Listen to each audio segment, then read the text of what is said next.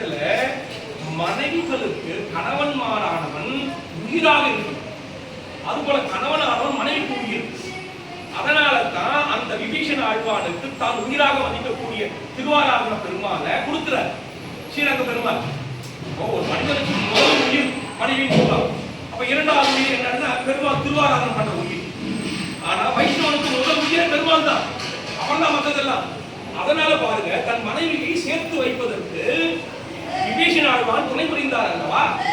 ஆகையினாலே இந்த ராமனானவர் விபீஷண ஆழ்வானுக்கு தன்னோட திருவாராதன பெருமாளை கொடுத்து அனுப்புறார். அப்படி இருக்க வேண்டிய மனைவியை இன்னொருவன் துகில் உயிர்க்கிறான். ஐவரும் பார்த்து கொண்டு இருக்கிறீர்கள் நம்ம பாயிண்ட் கொண்டுலாம் சரியா. அத பேரு ஏன்னா இங்க அது நடந்த நிகழ்ச்சி இல்லையா. அதெல்லாம் சொன்னது ராமாயணமா கூட அப்புறம் பகவாக்கவா இருக்காது. ஆனா இருந்தாலும் தொடர்ந்து தொட்டேன். அப்ப இந்த இடத்துல 5 கணவன்மார்கள், எப்பேற்பட்ட வீராதி வீரர்கள். ஒரு அர்ஜுனன் தேவலோகத்திற்கு சென்று தேவேந்திரனுக்கு உதவி புரிகிறார். நம்மளால தேவலோகத்துக்கு போக முடியுமா? துரியோதனன் போனானா? இல்ல. அவன் நினைச்சா அந்த நேரத்தில் அவன் அழிச்சிருக்கலாம். தர்மர் வாயினால் சொன்னாலே அழிவான். பீமனிடத்துல பாதாள லோகத்துல சென்று ஒரு கதாயுதம் கொண்டு வந்திருக்கிறார். அந்த கதாயுதத்தை உபயோகித்திருந்தால் அப்பொழுதே அவர்கள் அனைவரும் அழிகிறார்கள். அர்ஜுனன் தேவலோகம் சென்று எப்பேற்பட்ட ஒரு பாசுராஸ்திரம் வாங்கி கொண்டு வருகிறான் தேவேந்திரத்தில். அது எப்படி நிறைய நடந்தது. அப்போ இதையெல்லாம் உபயோகித்தார்களா என்றால் இல்லை. அப்போ உபயோகிக்கவில்லை. சரி, பகவானுக்கு இங்க கண்ணனுக்கு கோபம். என்னடா கோபம்? திரௌபதி மங்கள சூத்திரம் சொன்ன இல்லையா. தூத்திய சாரத்தியங்கள் பண்ணிட்டோம், பிரபத்தி உபதேசம் பண்ணிட்டோம். திரௌபதி மங்கள சூத்திரம் தாலி. இப்ப பாருங்க, புடவை பறிபோய் கொண்டிருக்கின்றன. அவன் புடவை துகில் உரியப்படுகிறார். 5 பேர்கள் தலை குடிக்கிறார். ஒருவன் மட்டும் அங்கிருந்து செல்கிறான். அவன் தலை தப்பித்தது. யார்? விதுராழ்வான்.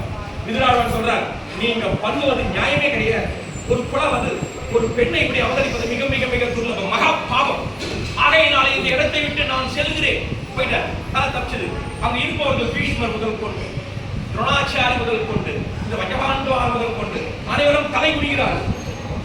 உயிருக்கு உயிராக இருக்கக்கூடிய ஒரு மனைவி இன்னொருவன் துயில் உரிகிறார். நீ என்ன பண்ணிருக்கணும்? அப்ப எதுவுமே பண்ண தலை குடியில என்ன தர்மம்னு பல வகை இருக்கிறது. அந்த தர்மத்தை நீ கவனிக்கல. சரி, அதையாவது விட்டுடு.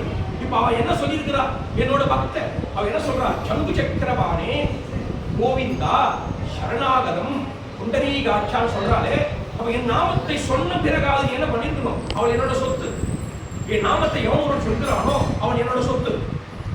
அவனுக்கு ஏதாவது ஒரு கஷ்டம் வந்தாலோ பிரச்சனை வந்தாலோ பக்கத்தில் இருக்கிறவன் தட்டி கேட்கணும்.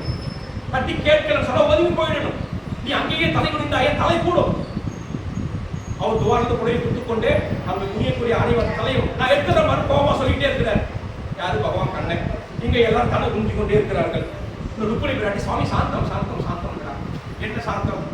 என் பக்தை துகிலுடைய வருகிறார். எப்பேற்பட்ட ஒரு புலவது. 5 கணவன்மார்கள் எப்பேற்பட்டவர்கள் அவரும் தலை குனிந்து கொண்டு இருக்கிறார்கள். ஆகையினால் அனைவர் தலையும் போகும் அப்படின்னு சொல்றாரு. இந்த இடத்துல ரொம்ப அழகாக உடனே ருக்மிணி பிராட்டி சொல்றார், தாலி போனதுக்கே தலையெடுத்துற, உடவை போனதுக்கு தலையெடுத்துறன்றியே. இப்ப நீ அவன் தலையை எடுத்துட்டா அந்த அம்மா முண்டசியா வந்து நிற்பாங்க. தாலி இருக்காங்க. அப்போ 5 பேர் இல்ல, எல்லா அங்க யார் யார் தலை குனியப்படுகிறதோ அவர்கள் எல்லா தலையும் சீவப்படும்.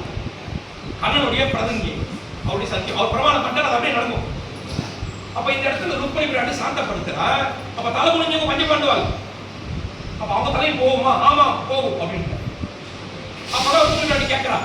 அப்ப வெறும் புடவை போனதுக்கு அவங்க தலையை எடுத்துருன்னு சொல்ற. அப்ப அவங்க 5 பேர் தலை போயிட்டா விதவை தானே, முடிச்சு தானே. ஓ ஆமா, சரி பார்ப்போம். யாராவது என்கிட்ட கேட்டா நான் அவரை மன்னிக்கிறேன்.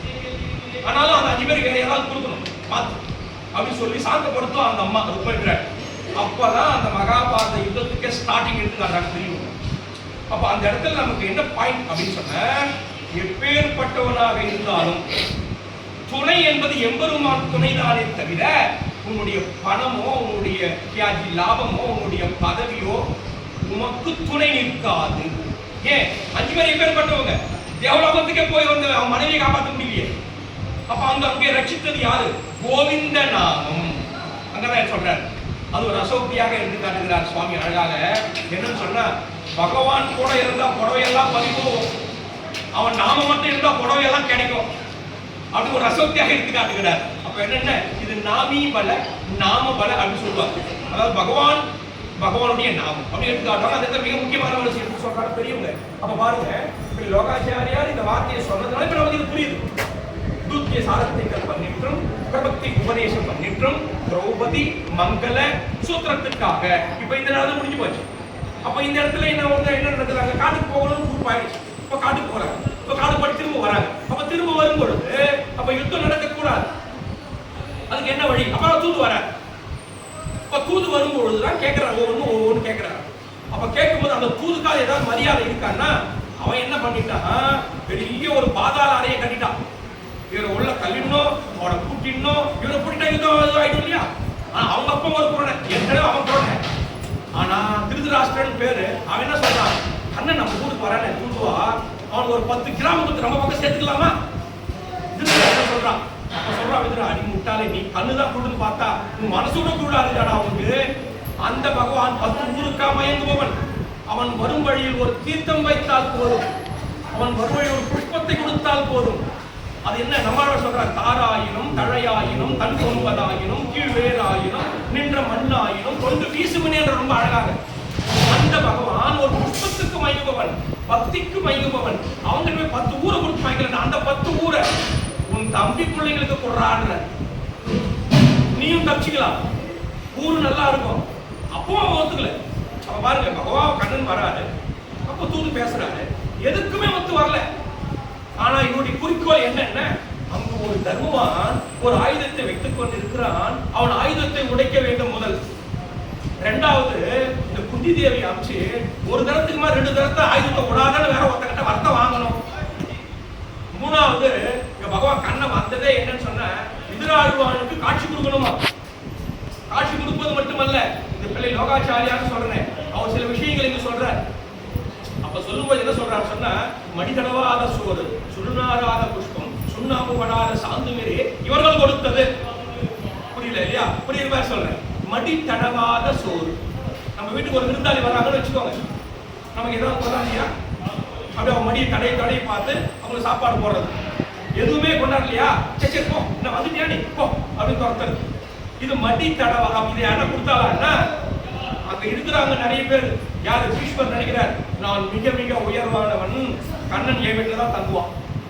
துரோணாச்சாரி நினைக்கிறார், நான் பிராமணன், என் வீட்டுல தான் தங்குவான். துரியோதன் நினைக்கிறார், நான் ராஜா, என் வீட்டுல தான் தங்குவான். இப்படி இவங்க நினைக்கிறாங்க. இவ்வளவு மடி தடவையே மடி தடவா. அது யார்? விதுராழ்வான்னு நினைக்கிறாரு, நான் ஒரு ஏழை, இந்த பகவான் என் வீட்டுக்காக வர போறான், என் வீட்டுக்கெல்லாம் வரமாட்டான், ஆனா அந்த பக்தி எனக்கு வேணும், அந்த பகவானை நான் சேவிக்கணும் அப்படி அவர் நினைக்கிறார். ஆனா போறாரு, அங்கு போன உடனே சொல்லிட்டாரு, நான் விதுரை வீட்டுல தங்குவேன். போன உடனே விதுராழ்வான் வேகமா வராரு தன்னோட வீட்டுக்கு. அந்த கண்ணன் உட்காரக்கூடிய அந்த சேரை தொட்டு தொட்டு பாக்குறாரு. ஏண்டான்னா, அந்த சேரை நான் என்ன முள்ளு வச்சுட்டு நான் என்ன பண்றது? ஏன் அந்த துரியோதனன் சோரை நான் உண்டு இருக்கிறேனே, அவனுக்கு என்ன பண்ணிருக்கிறான், ஒரு பாதாள அறை கட்டி கண்ணனை சிறைபிடிக்க எத்தனைத்திருக்கிறான். அந்த பாதாள அறையிலே கண்ணனை சிறைபிடித்து ஜெயில போட்டுருவார். அவனுடைய சோரை நான் சாப்பிட்டுக்கிறேன். அப்ப நானும் அது மாதிரி ஏதாவது பண்ணிட்டா கண்ணனுக்கு என்ன ஆபத்து வரும்? இதுதான் பயபக்தி. பயபக்தி. அந்த கண்ணன் நம்ம வீட்டுக்கு வரட்டாரே, அப்ப அவன் சோத்தை நான் சாப்பிட்டுக்கிறேன். அப்போ அவனுடைய முன்னிக்கு வச்சுட்டா என்ன பண்றது? அந்த சேர தொட்டு தொட்டு பார்த்து, கண்ணா வா உட்காந்த உடனே பழத்தை முடிச்சு தோலை கீழே, பழத்தை கீழே போட்டு தோலை குத்துங்கிற, அவர் தோலை சாப்பிட்டுங்கிற. யாரு? கண்ணன்.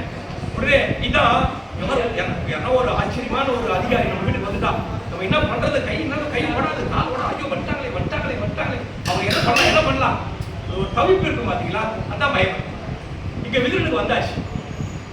உடனே மனைவி, என்ன தோலை கொடுத்துக்கிறது, அவர் தோலை சாப்பிட்டுக்கிறாரு, நம்மள அந்த அப்போ தோலை தான் வைட்டமின் இருக்கு நம்ம சொல்லுவோம். ஆனா அப்போ அதுக்கப்புறம் சுவாமி மன்னிச்சு சொல்லிட்டு அதுக்கப்புறம் பழத்தை உரிச்சு கையில கொடுத்து தோலை கீழே போட்டு, இல்லப்பா எனக்கு பசி ஆறிச்சு, நான் பழமே கொடுக்குறேன், நீ கொடுத்த பழமா எனக்கு ஆக போகுது, நீ கொடுத்த தோலா எனக்கு ஆக போகுது. இது வரைக்கும் பயந்து பக்தி செய்து கொண்டிருந்தாயே, அந்த பயபக்தி இதுதானடா எனக்கு தேவை. எதையுமே எதிர்பார்க்காமல் அந்த பயபக்தியோடு அந்த கண்ணனுக்கு பரிமாறினானே, இதுதான் மடித்தடவாத சொல். நாம் பகவான் கிட்ட போய் நான் ₹1,00,000 செலவு பண்ணிக்கிறேன், எனக்கு நீ 10 லட்சம் குத்துணும் சொன்னு வச்சுக்கோ, மடி தடவிய சொல். விருந்தாளி வந்தா மடியை தடவை தடவை பார்த்து அவர் சோறிட்ட மாதிரி. எங்க அப்பா ஒரு கதை சொல்லுவாரு. ஒரு வைத்தியம் இருந்தானா, ஒரு வாணியன். அவனுக்கு சில பேர் ஏதாவது சொல்றாங்க, அன்னதானம் பண்ணா உனக்கு ரொம்ப நல்லதுடா அப்படின்னு சொன்னானா. சரி, நம்ம அன்னதானம் பண்ண நல்லது சொல்லிட்டு அவனும் அன்னதானம் பண்றான். நன்றாக அன்னதானம் பண்ணி நன்றாக வயிறார வந்து அவர் ஆசீர்வாதம் பண்ணிட்டு போறாரு. பக்கத்து வீட்டுக்காரன் இதை பார்த்துக்கிட்டே இருந்தான். என்ன விசேஷம், நம்ம ஏதாவது ஒரு செஞ்சா பக்கத்து வீட்டுக்காரன் தான் முதல்ல வயிறு எரியும், அது இயற்கை. இவன் பார்த்தான், இல்ல இந்த அன்னதானம் பண்ண ரொம்ப நல்லதுதான். ஓ, அப்ப நான் கூட செய்யறேன். அவரே வர வைக்கிறோம். மறுநாள் அவன் என்ன பண்றான், அவன்கிட்ட இது பண்ணி அவனும் அன்னதானம் பண்ணி அவனை வர வைக்கிறான். அவனும் நன்றாக சாப்பிட்டு அவர் ஆஹா எப்படிப்பா நல்லா இருக்குதா அவரும் கேட்கிறாரு. ஆமா நல்லா இருக்குது சுவாமி, எங்களுக்கு ஆசீர்வாதம் பண்ணுவாங்க அப்படின்னு கேட்க அப்படின்னு சொல்றாரா, நன்றாக சாப்பிட்டேன், நன்றாக செஞ்சேன், சொல்ல மாட்டியா பின்ன அண்டா குண்டா சோறெல்லாம் வித்து உனக்கு இவ்வளவு தூரம் பரிமாறின, எனக்கு நல்லபடி ஆசீர்வாதம் பண்ணிட்டு போனா நீ அப்படி போயிடுற. நீ வேகமா எனக்கு நல்ல பெருமாள்கிட்ட சொல்லி எனக்கு 10 லட்சம் வேணும், எனக்கு நீ ஆசீர்வாதம் பண்ணு அப்படி இவன் கேட்டானா. அப்போ ஒரு இது மணி தடவிய சொல். இது சொல்றவர் யாரு? பிள்ளை லோகாச்சாரி. ஸ்ரீ வசன பூஷணம் ஒரு பெரிய கிரந்தம். 6 வசன உடனமெல்லாம் அறிவார், 6 சொல் நேரில் அனுப்பிப்பார், ஒருவர்கள் உண்டாகில் எடுத்துக்காடுகிறார். சீர் வசன பூரணத்தின் சீர்மை எடுத்துக்காடுகிறார் சுவாமி அழகா. அப்போ இந்த இடத்துல அந்த சிவசத்துல இந்த வார்த்தையை சொல்லி மடித்தடவாத சோரை சுவாமி பிதுராழ்வான் கண்ணனுக்காக கொடுக்கிறார். அதுல 3 வருது இல்லையா, சுருள் மாறாத புஷ்பம், மடித்தடவாத சோறு, சுண்ணாம்பு படாத சாந்தம். 3 இப்போ மடித்தடவாத சோறு சொல்லிட்டுன்னா சுருள் மாறாத புஷ்பம் அதையும் சொல்லியிருக்கேன். அடுத்து மகாமத்துக்கு போய்க்கலாம். என்ன இப்படி லோகாச்சாரியார் இந்த வார்த்தையெல்லாம் சொல்லலன்னு சொன்னா அந்த வசன புஷ்பம் கிரந்தம் இதெல்லாம் இருக்கு. அப்ப சுருள் மாறாத புஷ்பம் என்னன்னா பகவான் கண்ணன் மதுராவுக்கு வரார். இந்த கம்சன் என்ன பண்றார், இவங்க 2 பேரும் வரவழைச்சி இவங்களை எப்படின்னா கொண்டு அவனோட திட்டம். வரும்போதே கோலாயப்பிடம் ஒரு யானையை வச்சு மதம் ஏற்றி அந்த குளத்தை கணக்கு போடுறான். அப்ப உடனே அந்த ரசோக்தியா சொல்றாரு. இந்த சொல்றவர் யாரு? சுகபிரம்மன். அதை எழுதியது சுவாமி வேதவியாசர். கிராமத்து மக்களுக்கெல்லாம் அலங்காரம்னா என்னன்னே தெரியாதான். எனக்காக அவர் சொல்றாரு. ஆனா டவுன் மக்களுக்கெல்லாம் அலங்காரத்தோட போனதான் பிடிக்குமா. அதனால இதுவரைக்கும் பகவான் கோவில்ல கிராமம் அலங்காரமே இல்லாம இருந்தாராம். இப்போ மதுராவுக்கு வந்துட்டாருல்ல, நம்மள எல்லாரும் நல்லா கவனிக்கணும். நம்ம முதல்ல போய் அலங்காரம் பண்ணிக்கலாம். போயிட்டு அங்க எம்னால குளிச்சுட்டு நேரா போய் வண்ணாங்கிட்ட போய் துணி கேட்கறாரு. எனக்கு துணி கொடுறாங்க. அவன் எப்பேற்பட்ட பகவான் நம்ம கிட்ட துணி கேட்கறான், கொடுத்துருக்கணும்ல. அவனுக்கெல்லாம் கிடையாது, கம்சனுக்கு தான். எட்டி ஒரு வட விட்டார், எங்கேயோ போய் நின்றான். உடனே அங்க இருக்கிற துணியெல்லாம் எடுத்து போட்டுக்கிட்டார். யாரு? பகவான் கண்ணன் பார்க்கறான். அவன் வராது. அங்க போனா மாலாகாரர் கம்சனுக்கு தினப்படி மாலை கட்டி கொடுக்கணும். அவனுக்கு அதான் வேலை. அவன்கிட்ட போய் எனக்கு மாலை போடுறான் அப்படின்றார். வேற இறங்க பாக்குறாரு. ஆஹா, மூடியும் அந்த படுபாவி கம்சனுக்கு மாலை கொடுத்து கொண்டிருந்தேனே, இப்பொழுதுதான் உன்னை பார்த்தா மகா புருஷனாக தெரிகிறாய், நீதான் கண்ணன் போல தெரியுது, அப்ப நீதான் பரப்புறமோ, நான் உனக்குலாம் மாலையே கொடுப்பேன் அப்படின்னு சொல்லி அந்த நன்றாக அழகாக இருந்த மாலைகளை எல்லாம் எடுத்து அந்த கண்ணனுக்கு வராமலும் சமர்ப்பித்தார். அவர் மாலையை போட்டுக்கிட்டு உனக்கு என்னடா வேணும்னு கேட்டார். உன்னை தரிசித்து இந்த மாலை செய்ய பாக்கியத்தை எனக்கு கொடுத்தியே, அதுவே நம்ம ஒரு 10,000 ரூபாய்க்கு மாலை வாங்கி பெருமாள் போய் கொடுத்துட்டேன். நான் 10,000 ரூபாய்க்கு மாலை வாங்கி கொடுத்துட்டேன். நான் நாளைக்கு ஒரு கையெழுத்து போட போறேன், அதுல 10 லட்சம் ரூபாய் எனக்கு வந்துடணும் அப்படின்னு சொன்னேன். சுருள் மாறியும், சுருள் என்ன முடி, அந்த மாலையில முடியோடு அந்த புஷ்பத்தை பறிச்சு பெருமாள் கொடுத்த மாதிரி கணக்காம். முடி இருந்தா எதை புஷ்பத்தை கேட்பான், ஏன்னா அது ஒரு இது மாதிரி இல்லையா, அப்ப அது ஒரு கீடு மாதிரி இல்லையா. இப்ப சாப்பாட்டுலயே நம்ம சாப்பிடறோம்னு வச்சுக்கோங்களேன், முடி இருக்கும். விஷயம் தெரிஞ்சு முடி இருந்தா அப்படியே எடுத்துருவாங்க. தெரிஞ்சவங்க கொஞ்சம் நம்ம சரி என்ன பண்றது, உடனே அந்த முடி எடுத்து கொஞ்சம் உத்தரவாக சுத்திப்படுத்தி சாப்பிடுவோம். அதோட சாப்பிட்டே இருக்கும்போது கரண்ட் ஆஃப் ஆகிடுச்சுன்னு வச்சுக்கோ, சாப்பிடக்கூடாது. ஏன்னா சாப்பிட்டா போதும் நம்ம கூட சாப்பிட்ற மாதிரி ஒரு ஐதீகம். ஆனா கரண்ட் வந்ததுக்கு அப்புறம் அந்த சாப்பாட்டை எடுத்துட்டு வேற சாப்பாடு சாப்பிடும். இதெல்லாம் அனுஷ்டானத்தில் ஒவ்வொரு வகை அது சொன்னா அது போயிட்டு இருக்கு, அது இருக்கட்டும். ஆனா இந்த மாலைக்கு இப்ப அந்த முடி இருந்தா அந்த முடியோடு சேர்ந்து சமர்ப்பித்தா எப்படி சொன்ன, அப்ப பகவானிடத்துல ஒரு பிரயோஜனத்தை எதிர்பார்த்து நாம் அவனுக்கு கைங்கரியம் பண்றதோ, அன்னதானம் பண்றதோ, கோபுர கைங்கரியங்கள் பண்றதோ பண்ணணும்னு வச்சுக்கோங்களேன், முடியோடு சேர்ந்த புஷ்பத்தையும் சமர்ப்பிக்கிறோம்னு அர்த்தம். அதைத்தான் இந்த பிள்ளை லோகாச்சாரியார் முதல்ல மடிதளவாத சொன்னாரா, சுருள் மாறாத புஷ்பம். அப்ப இந்த மாலாகாரர் எந்த பலனை எதிர்பார்க்கல, எனக்கு எதுவும் வேண்டாம், நீ நல்லா இருந்தா போதும், பெரியாழ்வாரை போல நீ பல்லாண்டு பல்லாண்டு பல்லாண்டு. அப்ப இது போல பக்தி வர்றது மிக மிக மிக துர்லபம். அது ஒரு பெரியாழ்வார் ஒருவருக்கே இருந்தது, வேற யாருக்குமே இல்லை. அப்ப இந்த மாலாகாரர் சொல்றாரு இந்த இடத்துல, உன்னை வணங்கியதே பாக்கியம். அப்ப இதுதான் சுருள் மாறாத புஷ்பம்.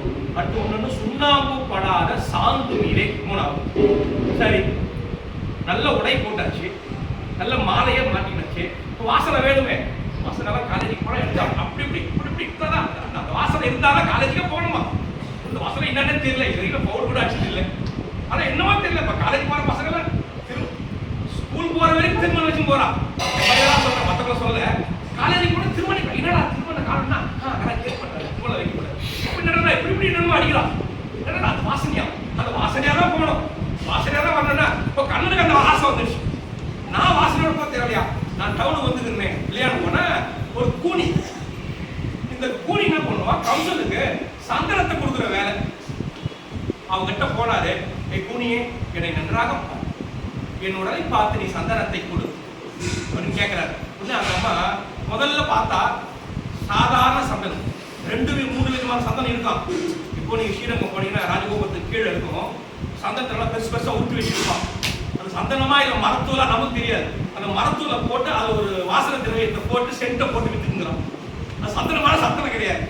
ஆனா சந்தனம் ஒரிஜினல் சந்தனம் என்ன இருக்கான இருக்கு. இப்போ நீங்க கடையில போய் கேட்டீங்கன்னா 2000 ரூபாய் ஒரு சந்தனம் கிலோ, இன்னொரு சந்தனம் 400 ரூபாய் சொல்லுவான் கிலோ, இன்னொரு சந்தனம் 1000 ரூபாய் சொல்லுவோம். அப்படி பல பல வகை இருக்கு. இந்த இடத்துல இந்த கூனி என்ன பண்ணா, முதல்ல மீடியமாக இருக்கக்கூடிய ஒரு சந்தனத்தை கொடுத்தா. அந்த சந்தனத்தை கண்ணை வாங்கினார்.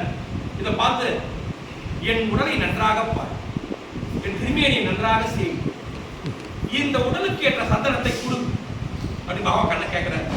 அதை வாங்கி கீழே போட்டு அந்த உடலை பார்த்துட்டு, இதுக்கு உண்டான சந்தனம் என்கிட்ட இல்லவே இல்லை, எப்பேற்பட்ட திருமேனி, எப்பேற்பட்ட ரூப சௌந்தரியமாக இருக்கிறாய், நீ பரபிரம்மத்தை போல் தெரிகிறதே, நீதான் பரபிரம்மம், இதுக்கு ஏற்ற மாதிரி இருப்பதிலேயே இடத்திலே உயர்வான சந்தனம் இருக்கிறது இருந்தாலே கொடுத்தான்.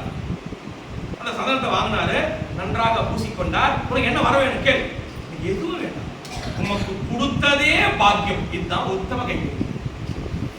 ஆனா நான் சந்தனத்தை கொடுத்தேன், நான் கூனியா இருக்கிறேன், என்ன நிமிர கொடு, என்ன அழகா கொடு, எனக்கு மோட்சம் கொடு, எனக்கு பணம் கொடு கேட்டா அந்த சந்தனத்துல சுண்ணாம்ப சேர்த்தா கப்படிக்கணும், வாசனையே வராதான்.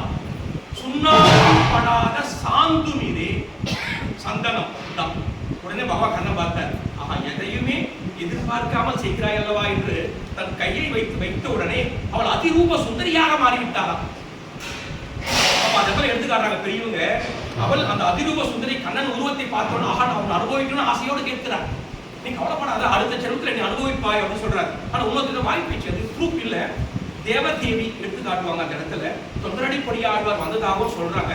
அந்த கூனி தான் தேவதேவியாக வந்ததாக தொண்டரடிப்பொடியா கல்யாணம் பண்ணதாக ஒரு ஐதீகம் சொல்றாங்க. பட் ஆனா இது எந்த ப்ரூஃப் கிடையாது, இது செவி வழியாக சொல்கிறார்கள். ஆனா அந்த அம்மா அந்த கூனியானவள் அந்த கண்ணனுடைய அழகை பார்த்து அவனாகவே கேட்டுட்டு சில பேர் இந்த விஷயங்களை சொல்றாங்க. ஆனா பகவான் கண்ணன் என்ன எடுத்து காட்டுகிறார் அப்படின்னு சொன்ன அந்த அம்மா கோபிமாரோட சேர்த்ததாக ஒரு ஐதீகம் சொல்றாங்க. அப்போ இங்க நமக்கு என்ன அப்படின்னு சொன்னா, சுருள் மாறிய புஷ்பம், சுருள் மாறாத புஷ்பம், சுண்ணாம்பு படாத சாந்து, மடித்தடவா, இந்த 3 பாயிண்ட்.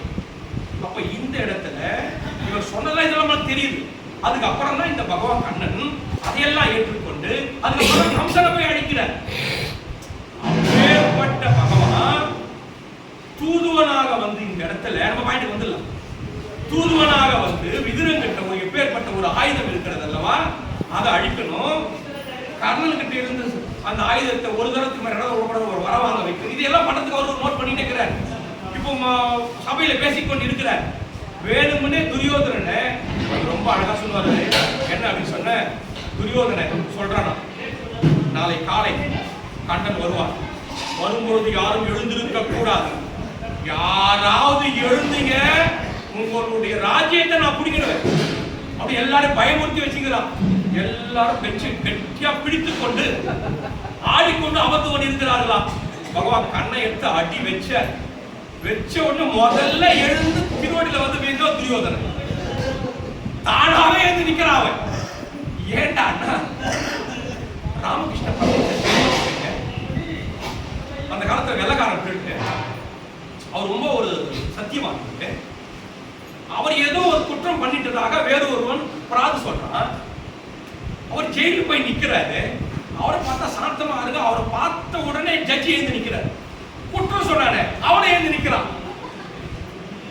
ஜட்ஜி பார்த்தாரு, கண்டிப்பா குற்றம் பண்ணி இருக்க மாட்டார், அவனே எழுந்து நிக்கிறான். அப்படி விடுதலை பண்ணாராம். இது நடந்த நிகழ்ச்சி. அது போல இங்க துரியோதனை யாரும் எழுந்திருக்க கூடாது. யாராவது எழுந்தீங்க உங்களோட ராஜ்யத்தை பிடிக்கணும்னு சொன்னவன் அவன் முதல்ல எழுந்து நிக்கிறான். உடனே பகவான் கண்ணை பார்த்தாரு. அதுக்கப்புறம் எல்லாரும் எழுந்தாங்களாம். அப்பேற்பட்ட பகவான் போய் நிக்கிறாரு அந்த இடத்துல. அப்பதான் விதுரன் வரவேற்கிறார்.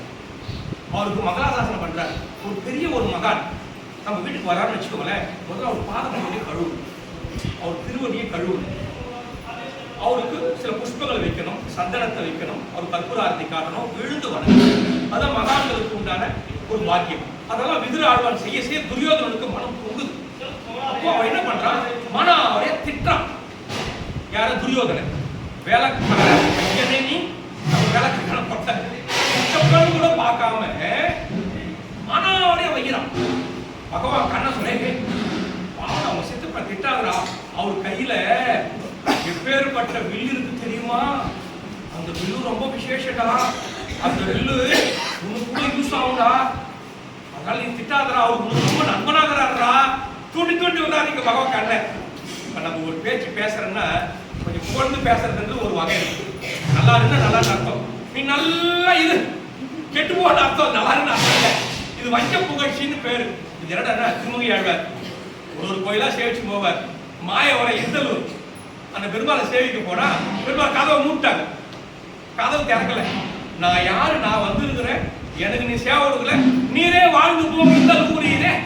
பெருமாள் சொல்லிட்டு வேகமா போட்டார். நீரே வாழ்ந்து போ, நீரே வாழ்ந்து போ. நல்லா என்ன பஞ்ச புகழ்ச்சி பட்டு போறார். யாரு? திருமங்கை ஆழ்வார். ஒன்று தாயார் பார்த்தோம். அவர்கிட்ட போய் பேச்சு வாங்க. போ போ போ ஒரு பாட்டு வாங்கி வைப்போம். அதுக்கப்புறம் தாயார் வந்து திருமங்கை ஆழ்வார் பாடுவார் அந்த இடத்துல. அது போல இங்க பகவான் கண்ணை தோன்ற மாதிரி தூண்டி விதுராழ்வான் கிட்ட ஒரு வில்லு இருக்கு. நீ எப்பேற்பட்ட வில்லுடாது, அந்த வில்லு உனக்கு நான் உபயோகப்படுண்டா. நீ அவரை ஏன்டா திட்டுற? யுத்தமே நடந்தது சொன்னா உன் பக்கம் தாண்டா அவர் நிக்க போறாரு. அண்ணா எனக்கு நல்லா ஞாபகப்படுத்தினேன். இந்த வில்லு இவனுக்கு யூஸ் ஆகக்கூடாது, இவனுக்கு உபயோகப்படக்கூடாது. இப்பவே நான் உடைச்சிருன்னு உடைச்சிட்டாரு. ஒரு வந்த வேலை ஒரு வேலை நல்லபடியா முடிஞ்சது. அதுதானே தூதியா வந்தார் அவரு. ஒரு வேலை நல்லபடியா முடிஞ்சது. இனிமே இவன் பேச்சே நான் கேட்க மாட்டேன். என்னை எப்ப நான் ஒரு சித்து பண்ணான் அந்த இடத்துல அழுகுற. நான் என்னடா பண்ணேன்? உங்க சித்து பண்ணாடா. ஒரு மகனானவன் தகப்பனை திட்டினால் எவ்வளவு துக்கம் இருக்கும். அப்ப அந்த துக்கம் விதுராழ்வானுக்கு வருது. அப்ப இவ்வளவோ சொல்லி அவன் கேட்கல. ஆனா பகவான் வந்த வேலை. அதுக்கப்புறம் அவர் அப்படியே போய் உட்காந்துட்டார். அப்புறம் பகவான் கண்ண சொல்றாரு, என்னென்னமோ சொல்றாரு. அப்பதான் என்ன அவர் என்ன சொல்றாருன்னா, திரௌபதி கிட்ட நீ மன்னிப்பு கேளு, எதுவுமே கொடுக்க வேணாம் அப்படின்ற. ஆனா அவன் ஆணவத்தான் திரிகிறார். யாரு என்னென்னமோ சொல்ற, எதுக்குமே ஆட்சி பண்ணலாம். அப்புறம் சொல்றாரு பகவான் கண்ண 5 வீடாவது கொடுறான்னு கேட்க. நான் கொடுக்க மாட்டேன். அப்பதான் ஊசி முனை இடம் கூட கடைசியில் அவனே இல்லாம போட்டான். அப்ப என்னென்ன தர்மவான்கள் சில வாக்கியங்கள் சொன்னா நாம் ஏத்துக்கணும். நம்ம சில வார்த்தைகள் பேசிட்டு இருப்போம், சில பேர் விஷயங்களை சொல்லுவாங்க, நம்ம ஏத்துக்கணும். அதுதான் ஒரு தர்மத்தினுடைய ஒரு நியதி. அப்ப இவ்வளவு தூரம் சொல்லியும் அவங்க ஏத்துக்கல. அப்பதான் உடனே தன் காலில் ஒரு பட்டன் மாதிரி அழுத்தி அவர் அப்படியே உள்ள அழுத்திட்டார். உடனே பகவான் கண்ணை கீழே போட்டார். கீழே போன உடனே வந்துச்சு கோபம். பகவான் கண்ணனுக்கு, என்னையாடா நீ பிடிக்க போகிறாய், பிடினா பார்ப்போம். அப்படியே ஒசர் வான் உயர்ந்த விஸ்வரூபம். இப்போ காஞ்சிபுரம் போனீங்கன்னா பாண்டவ தூத பெருமாள் அப்படியே 20 அடி ஒசர். அங்க போய் நின்னா இப்படிதான் பார்க்கணும். இப்படி எல்லாம் பார்க்க முடியாது, இப்படி எல்லாம் பார்க்கவே முடியாது. அங்க போய் இப்படிதான் பார்க்கணும். அவ்வளவு அவசரம். ஏய் கட்டுறா என்ன பார்க்கலாம் அப்படின்ற கூட எல்லாரும் அலறிட்டாங்க. உடனே பீஷ்மர் தான் மன்னிப்பு கேட்கிறார்.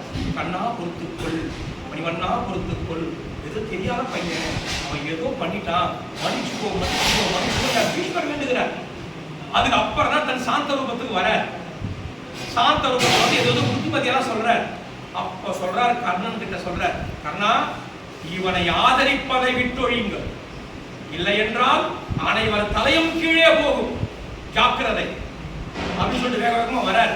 உடனே குந்தி தேவி கிட்ட சொல்றார், உன் பெரிய மகன், எனக்கு காரணம் தான் பெரிய மகன், இப்போது நீ யாருக்கு போய் சொல்லு, சொல்லிட்டு அவங்ககிட்ட போய் ஒரு வரம் கேளு, தாயில போய் நிரூபிப்போ, நிரூபிச்சுட்டு அந்த எப்பேற்பட்ட நாகாஸ்திரம்னு ஒன்று இருக்கு, அதை ஒரு தரத்துக்கு மேல ஒரு தரம் வரத்தை கேளுன்னு சொல்றாரு. அது போல நம்ம போய் கேட்பான். அதுக்கப்புறம் தான் வேக வேகமா வந்துருவார். அப்ப அஸ்தினாபுரத்துல இருந்து அங்க இருந்து வேகமா வருவார் பாஞ்சால தேசம். அப்ப வரும்பொழுது அங்குதான் பஞ்சபாண்டவாள் எல்லாரும் குரூப்பா பேசுவாங்க. அப்ப பேசும்போது என்ன சொல்றாங்க அப்படின்னு சொன்னா, என்ன கண்ணா இப்படி போய் வந்து அப்ப யுத்தம் பண்ணிதான் தீரணுமா அப்படின்னு எல்லாரும் கேட்கிறாங்க. நான் என்ன பண்ணுவேன், நான் 5 வீடு கூட உங்களுக்காக கேட்டேன், அவ ஊசி முனை இடம் கொடுக்க மாட்டேன்னு சொல்லிட்டான். அப்ப என்னதான் பண்றது சொல்லு, நான் என்ன பண்றது, எனக்கு ஒன்றும் புரியலையே கண்ணா, எனக்கு நீதான் கதி. யாரு? தர்மர். ஒவ்வொருத்தரும் ஒண்ணு சொல்றாங்க. அப்ப சகாதேவன் சொல்றான், நான் சொல்றேன், நான் சொல்ற பிரகாரம் நீங்க நடந்துக்கிட்டா இந்த யுத்தம் நடக்காது. அப்படியா? ஆமா, ஆனா நான் சில வார்த்தைகள் சொல்லுவேன், என் மேல யாரும் கோஷிக்கூடாது. சரி சொல்றா பாப்போம். உடனே சகாதேவன் சொல்றான், எங்க அண்ணன் தர்மரு முதல்ல அவர் வாயை தச்சு போட்டுருக்கோம். சும்மா வாயை வச்சுட்டு சும்மா இருக்கிறாரா, இது தர்மம் அது தர்மம் எல்லாரும் போட்டுட்டு இருக்கிறாரு. அந்த காலத்துல காந்திஜி முதல்ல இருந்தாலும் பொறுமையாது இந்து பெண்களால் கற்பழிக்கப்படுகிறாரு. எப்பேற்பட்ட உயிர் கொலை புரிந்து கொண்டு இருக்கின்றன. பச்சை துரோகி அவன், அவனைக்கு துரோகி யாருமே கிடையாது. இதெல்லாம் பார்த்தீங்கன்னா எப்பேற்பட்ட உயிர் ரத்தம் சிந்தப்பட்டன. அதெல்லாம் மறைத்துக் கொண்டார்கள் இந்த 60-70 ஆண்டு காலமாக. அதெல்லாம் பப்ளிக் பண்ண அதுக்கப்புறம் ஆட்சி அவளால் வரவே முடியாது. இந்து பெண்கள் படுகொலை செய்யப்பட்டார்கள், கற்பழிக்கப்பட்டார்கள். நிறைய பொறுமையா இருக்கும். இவங்க மட்டும் பொறுமையா இருக்கணும், அவன் மட்டும் ஏறி மெச்சிட்டே இருக்கணும். அது இருக்கணும். நம்ம கதை கொடுத்துடலாம். என்ன நல்ல அரசியல். அப்ப இந்த இடத்துல ஒரு ரொம்ப அழகா எடுத்துக்காட்டாங்க பெரியவங்க. நான் எவ்வளவு சொல்லி பார்த்துக்க முடியல. இப்ப சங்காதி சொல்றாரு, எங்க அண்ணன் தர்மம் என்னமோ சொல்லிட்டு திடீர அவர் வாயை முதல்ல பிளாஸ்டிக் போட்டு ஒட்டிட்டு, சரிடா நடக்காதா போற நடக்கும், என்ன பண்ணலாம். எங்க அண்ணன் பீமங்கிறார்ல, ஒரு கை கட்டி போட்டு. அப்படியா? ஆமா. அப்ப இது அப்போ நடக்கும். எங்க அண்ணன் அர்ஜுன் இருக்கிறார்ல, அவர் ஒடிச்சு போட்டு, அவரு நான் தான் வீரன் கை பெரிய வில்ல வச்சுக்கிறாரு. அப்படி யுத்தம் வேற என்ன பண்றது? திரௌபதி முதல்ல மொட்டை அடி, அவன் சும்மான இது ரத்தம் ஓன, அவன் ரத்தம் ஓன, இவன் ரத்தம் ஓன, நீங்கிறாவோ இந்த ரத்தம் கொண்டாதான் இதெல்லாம் நடக்க போதா? எவன் உயிர் போகணும்னு தெரியல, யாரு நடக்க போறன்னு தெரியல, யாரு இருக்க போறன்னு தெரியல.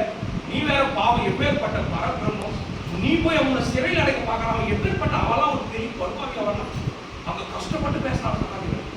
கண்ணனுடைய நிதர்சனமான உண்மையை புரிந்து கொண்டான். நீ எப்பேற்பட்ட ஒரு பரப்பிரமும், உன்னை போய் அவன் கட்டுக்கிறானே, இதுக்குதான் நாங்க மனுஷனா இருந்தோமா? ரொம்ப கஷ்டப்பட்டு பேசுறான்.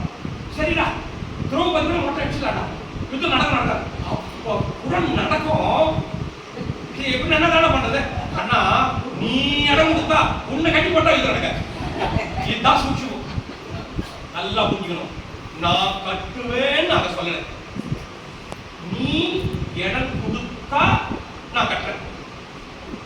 உன்னை கட்டி போட்டா யுத்தம் நடக்காது. அது எப்படா என்ன நீ கட்டுற? சோத கட்டுறதுக்கு இடம் கொடுத்தேன், உன்னை அடியோட நான் கட்டி அனுப்ப மாட்டியா? போட தனியா போலாம், ரெண்டு பேரும் தனியா போய் பேசுவோம்.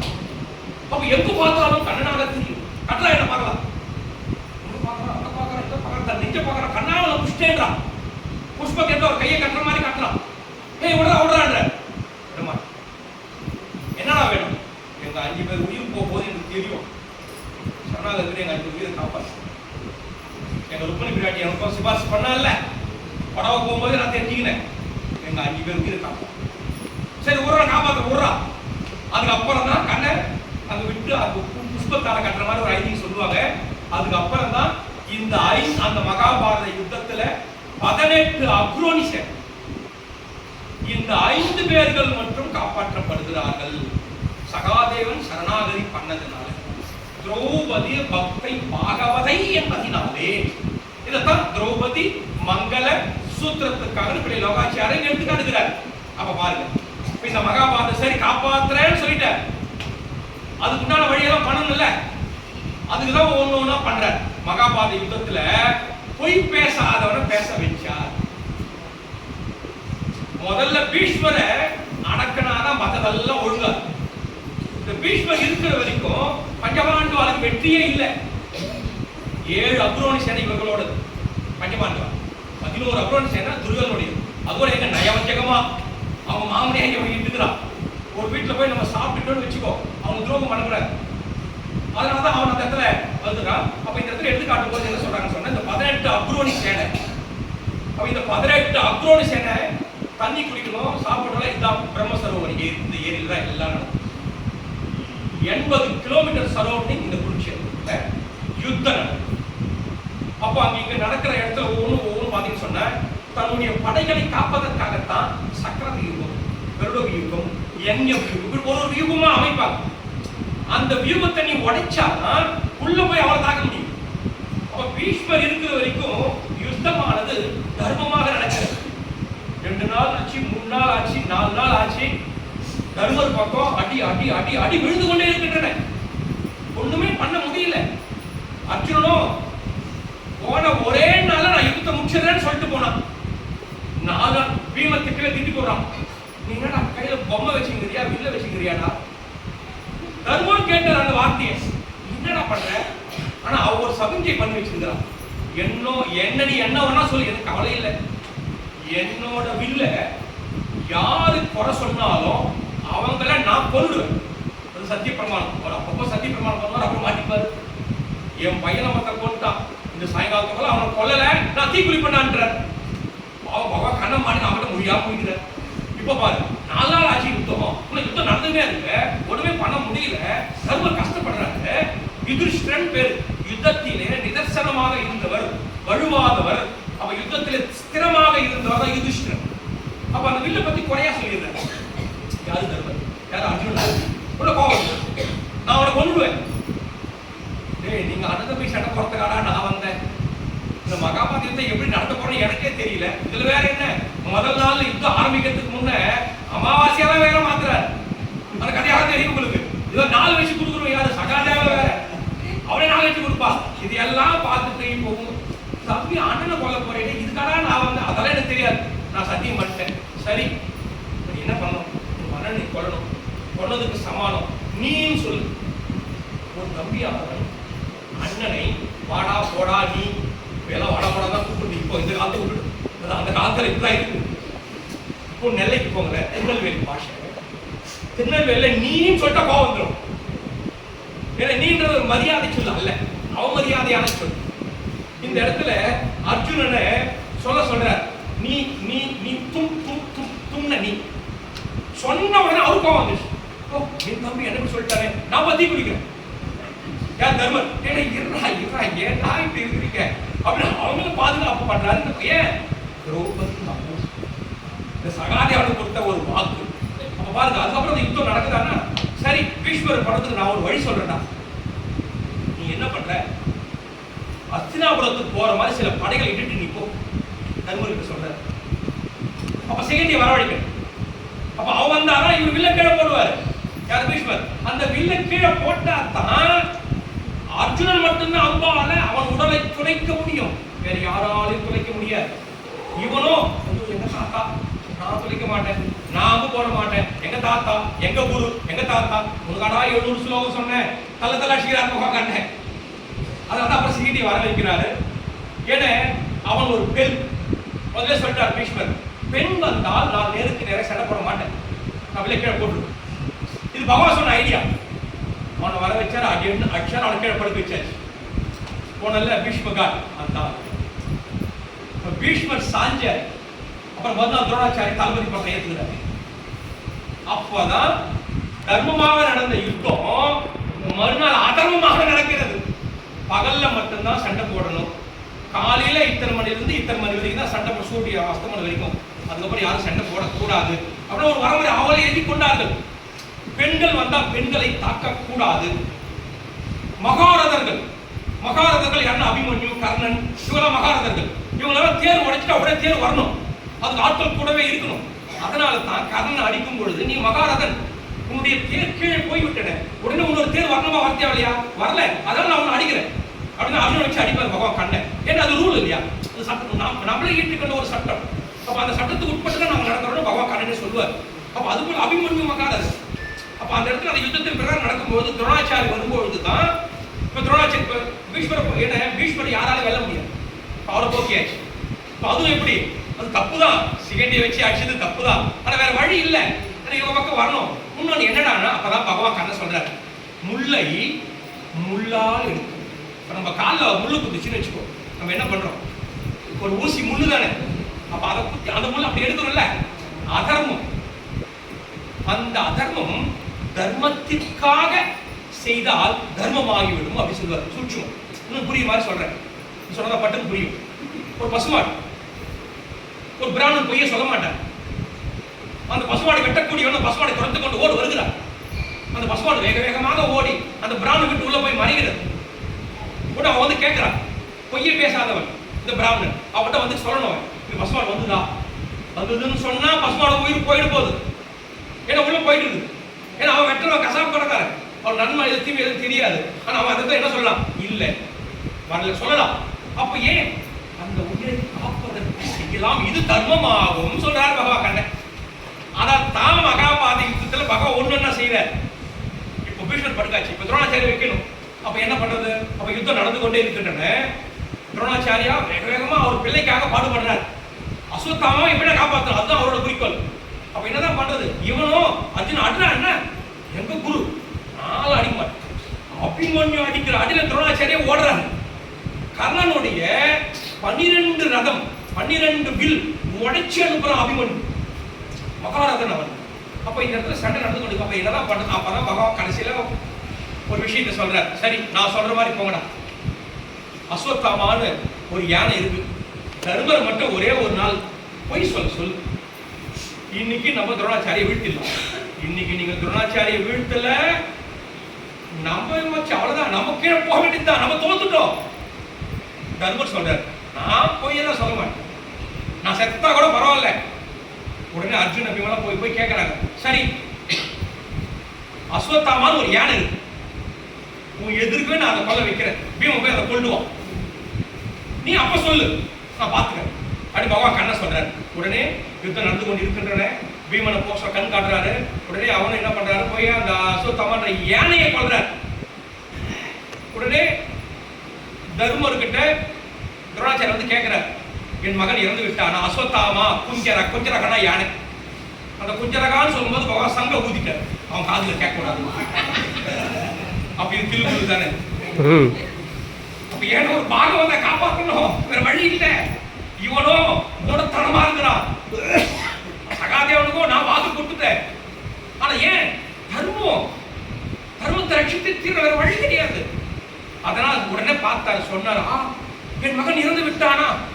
உடனே உக்காந்தார் கீழே, வில்ல கீழே போட்டார். திஷ்டத்யும்னன் பேர், திரௌபதியுடைய அண்ணன். வேக வேகமா போவா, எடுத்து தலையை சீவி. உடனே அர்ஜுன வில்ல எடுத்துட்டு வரான், எப்படா என் குருநாதரை நீ கொல்லலாம், அவன் மச்சனம் தான், வேற யாரும் இல்ல, அவரு திரௌபதியுடைய அண்ணன் தானே, இப்ப யாரும் மச்சனம் தானே. உடனே அவன் கண்ணன் தான் இரு, அவன் எதற்காக பிறக்கப்பட்டான், திரௌபதி எதற்காக பிறக்கப்பட்டால், அவனை கொள்வதற்காகவே திஷ்டத்தும். ஏன் திரௌபதி தகப்பனுடைய வெறி விரோதம், ஏன் அந்த துருபதனும் இந்த துரோணாச்சாரியும் நண்பர்களாக இருக்கும் பொழுது இந்த துரோணாச்சாரி என்பவன் நட்பின் மிகுதியாலே சில பரிசுகள் கேட்கிறான், சில பணங்கள் கேட்கிறான். அவன் என்ன பண்ணிட்டான், அசிங்கப்படுத்தி அமைச்சிடறான், அந்த ஒரு விரோதம். அப்போ உடனே இவன் என்ன பண்றான், துரோணாச்சாரியாவது கவனம் இருந்திருக்கணும்ல, அப்ப தன்னை அசிங்கப்படுத்திட்டானேன்னு சொல்லி இந்த பஞ்சபாண்டுவாளுக்கு அனைத்து விதமான வித்தைகளை கற்றுக் கொடுத்து இந்த துரியோதனாதிகளையும் பஞ்சபாண்டுவாளை அனுப்புறான். போய் என்னோட நண்பன் தான் துருபதன், அவனை போய் சங்கிலியால கட்டுப்பிடிச்சு இட்டுட்டு வாடான்றான். அதான்டா குரு தட்சணன்றான். இது போல ஒரு குரு கேட்கலாமா, சுயநலத்திற்காக நீ சிஷ்யர்களை பயன்படுத்துகிறாய், மகா பாவம். இது இப்ப யோகாச்சாரியர் அழகா சொல்றாரு. சொன்னா அதை சொன்னா எல்லாரும் என்னதான் அடிக்க வருவாங்க. என்னடா சொன்ன, குருவும் சிஷ்யன் எப்படி இருக்குன்னு சொன்னா அந்த இடத்துல எடுத்து காட்டுகிறார் சுவாமி அழகாக. ஒரு குருவானவன் சிஷ்யனுக்கிட்ட தனக்கு வேணும்னு கேட்டா திறன் ஆகுறான். அதே போல சிஷ்யன் தன்னோட பணத்தை குருவுக்கு கொடுத்தா அவன் திருடன் ஆகுறான். அதுக்கு ஒரு வரியே இருக்கு. இப்படிலாம் ஒரு குரு சிஷ்ய பாவம் இருக்கக்கூடாது. ஒரு குருவானவன் சிஷ்யனை தனக்கு சமமாக நினைக்கணும், சிஷ்யனானவன் குருவை பரபிரமமாக நினைக்கணும். அது சொல்றது யாரு அழகாக, அம்போன் அரங்கருக்கும் ஆவிக்கும் அந்தரங்க சம்பந்தம் காட்டி தடை காட்டி உம்பதவன் வாழ்வுக்கு சேர்ந்த நெறி காட்டும் அவன் அன்றோ ஆச்சாரியன். ஆச்சாரியன் நமக்கு காட்டுகிறார் அல்லவா, அப்படி இருக்க வேண்டிய குரு இப்படி சிஷ்யர்களை பாடாகப்படுத்தி தன்னோட நண்பன் துருவன் அவனை சிறைபிடித்துக் கொண்டு வா சொல்லி அனுப்புற. துரியோதனாதிகள் முதல்ல 100 பேர் போறாங்க, எல்லாம் அங்க போய் சேர மாட்டேங்கிட்டாங்க. அவன் யாரும் ஜெயிக்க முடியல, ஏன்னா பெரிய வீரன். அதுக்கப்புறம் தான் அர்ஜுன் பஞ்சம் 5 பேர் போறாங்க. ஏன்னா அவன் 5 ரூபத்திலே நிற்கிறார். யார்? துருபதன். அதாவது என்னன்னு சொன்ன, ஒரு பெரிய படத்துல எல்லாம் காட்டுவான், தன்னை போலவே ஒரு சிலைய இன்னொரு உருவத்தை படைச்சுக்கிறான் இல்லையா, அது போல அவன் அப்பேற்பட்ட வீரன் துருபதன். ஆனா அர்ஜுன் அதை கண்டுபிடிச்சு அவன் சக்க விபத்தை அடியன்னு அடிச்சு அவனை சிறைபிடித்துக் கொண்டு குதிரை மேல எடுத்துக்கொண்டு தன் குரு கிட்ட கொண்டாந்து காலில் கடாசனம். துரோணாச்சாரி இப்ப அவன் நாட்டை ஜெயிச்சிட்டான்ல, அந்த நாடுக்குமே என்னுடையதுடா. அவனை ஜெயிச்சா, அர்ஜுனன் தான் ஜெயிச்சா. ஆனா குரு காணிக்கை அர்ஜுன் கொடுக்குற. இருந்தாலும் நான் உனக்கு பிச்சை போடுறேன். யார் சொல்றது? துரோணாச்சாரி. நான் உனக்கு பிச்சை போடுறேன், பாதி நாடு உனக்கு, பாதி நாடு என் வயலுக்கு போடா. அதில் வஞ்சம் வச்சுக்கிட்டு அவன் யாரு? துருபதன். இன்னும் திரௌபதி வரல, அதுக்கப்புறம் தான் போறான். பெரிய பெரிய ஆளா கூப்பிடுறான், யாகம் பண்ணணும். அந்த துரோணாச்சாரி நான்